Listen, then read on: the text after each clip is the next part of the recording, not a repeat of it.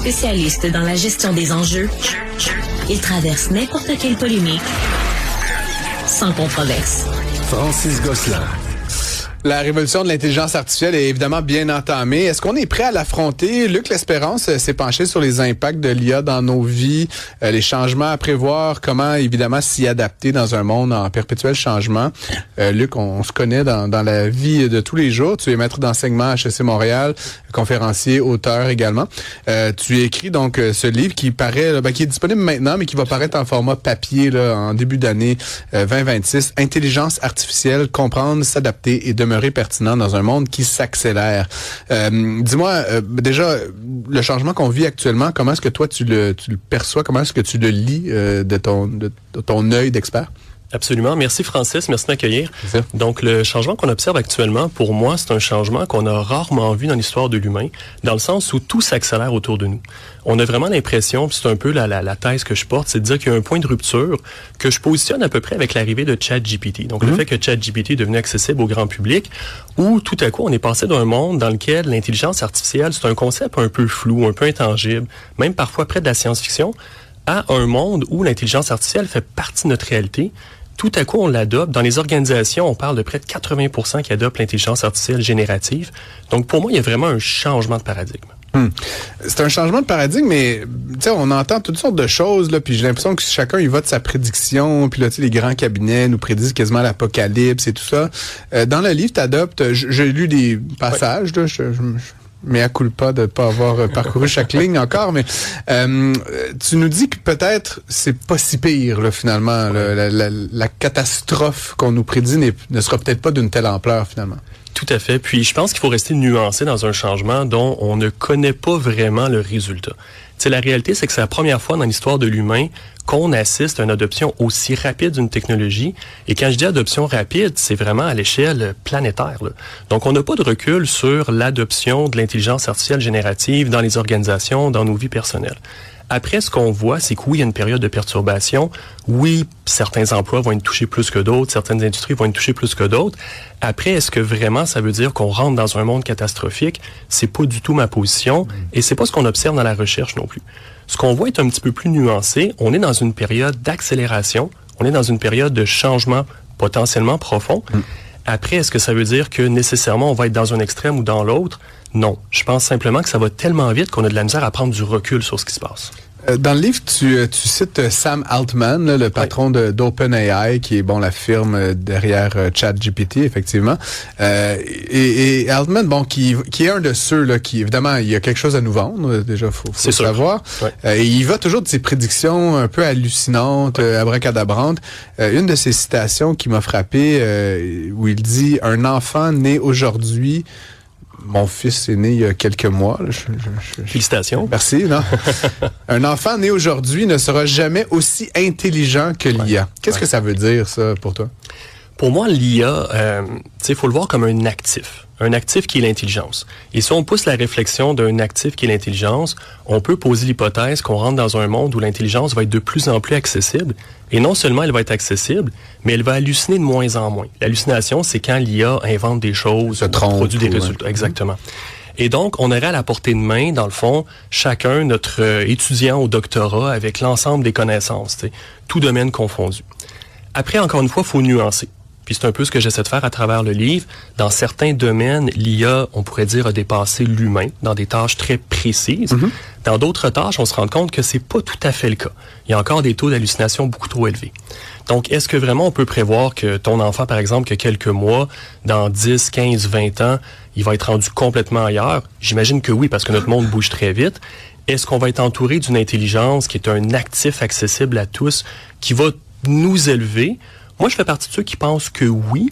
Après, encore une fois, il faut nuancer parce qu'à ton point, M. Altman a évidemment des choses à nous vendre. C'est ça, exactement. Puis tu sais, je pense évidemment, parce que tout ça, l'intelligence générative, pour moi, l'expérience que j'en ai, puis c'est peut-être lié à mon métier, puis tu sais, on fait des choses différentes, toi et moi, mais tu sais, nous tous, là, tu sais, on s'en sert pour écrire des textes, tu sais, puis faire des résumés, puis résumés surtout, préparer des questions pour nos invités, là, tu sais. Tout à fait. Le camionneur, là, il en a rien à foutre de ChatGPT, tu sais. Tout à fait. L'infirmière limite là peut-être pour faire tu comprends ce que je veux dire? J'ai l'impression qu'il y a comme plein de corps de métier que c'est comme c'est comme c'est une tâche là, il faut faire un rapport de voyage là. OK, tu vas sauver 3 minutes, mais sur le 48 heures que tu as conduit, c'est pas ce qui change du tout au tout ta vie, tu sais. Puis on nous vend ça comme un truc qui va révolutionner la société de fond en comble, alors que je regarde quand même beaucoup de corps de métier autour de moi qui sont pas du tout impactés ou très peu impactés. Puis là, on est là, nous, des petits yuppies là, qui habitons en ville là, avec des diplômes, puis on dit ça va tout changer, mais comme pour 80% de la population, finalement, c'est comme une bébelle pour les intellos. Je suis un peu provocateur, tu comprends, mais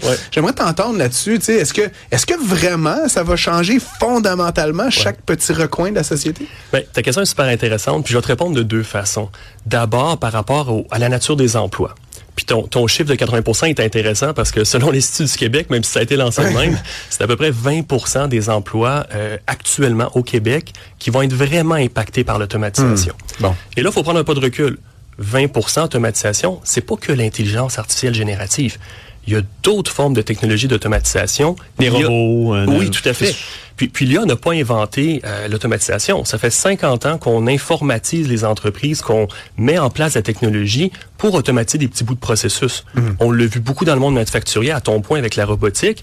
Là, ce qu'on assiste, c'est une vague qui va toucher un peu plus les emplois cognitifs. Et donc, tout à fait, tu as raison là-dessus. Après, si on s'intéresse aux technologies d'automatisation de façon plus large, oui, ça peut impacter tous les corps de métier, mais à des degrés totalement différents. Je vais donner un exemple concret. Il y a 1 an, l'Institut de recherche Brookings nous disait que les emplois de la construction seraient impactés par l'IA générative à la hauteur de 3,4%. Tant mieux. Tant que c'est pas grand-chose. Là. Non, mais... Typiquement, c'est la conciliation de la facture à la fin de la journée. Puis, donc, après, puncher ses heures. Exactement. C'est ça, des tâches plus administratives que chaque employé ne fait pas. Puis s'il le fait, c'est une très petite partie de son temps. Ça représente pas grand-chose dans une semaine.